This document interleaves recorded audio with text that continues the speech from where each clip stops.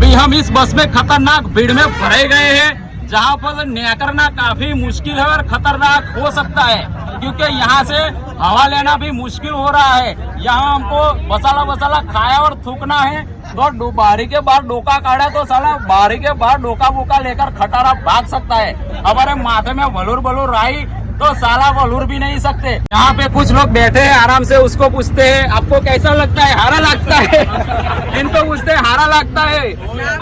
हमारा तो टोटिया यार हफ्ता થઈ गया है, मजा नहीं आती है, उभा रहता जाना पड़ रहा है। ऐसी सिचुएशन में हमें सीधा सटाप उभा रहना पड़ता है, हमारे हाथ में जो भी आया पकड़ लेना पड़ता है, वरना ब्रेक वागी तो साला आगे हम लोचा हो सकता है। ये आप देख सकते हैं कैसे लोग वहाँ बैठे हैं, देख सकते हैं। इसे ड्राइवर देखाता भी नहीं है, दौड़िया ऊंचा नीचा करता है, आप देख सकते हैं। हाँ साला विस्फोट हुआ तो बारी के बाहर हवा भी नहीं जा सकती, इसलिए बड़ी मुश्किल